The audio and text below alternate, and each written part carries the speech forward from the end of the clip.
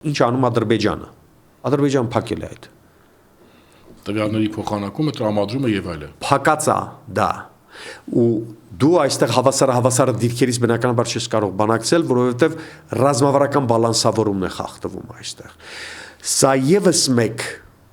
առիթ է, լուրջ պոստուլատ է, լուրջ հիմք է քեզ ասելու, որ Հայաստան-Ադրբեջան ուղիղ բանակցությունները շատ կասկածելի են հավաստիության եւ օբյեկտիվության տեսանկյունից, եթե չկա միջնորդական կողմը, երրորդ կողմը, որը կկարողանա բալանսավորել նույն երրորդ կողմը, եթե դրան անդրադարձանք, այդ երրորդ կողմի խնդիրը նաև ունի իր մեջ շատ կարևոր իրավիճակային բաղկացուցիչ։ Այսինքն, եթե մենք այսօրվա պայմաններում տեսնում ենք Ադրբեջանի կեցվածքը, պահվածքը բանակցություն կոչվածում, որտեղ իրական բանակցությունը չկա։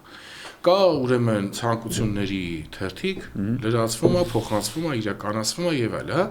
Եթե մենք ուզում ենք իրական բանակցություններ, սա կարա վերականգնվի միայն այն պարագայում, երբ որ կա միջնորդ երկու կողմերից ընդունելի եւ գոնե զսպաշապի կա դառնում միջնորդի գոյությունը, այս կեցվածքից տեղափոխվելու դեպի տրամաբանական խոսակցություն։ Այսինքն շատ բարձ խնդիր է։ Հիմա,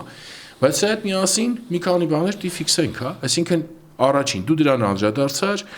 ուրեմն ինչ որ իմաստով դիֆերենցված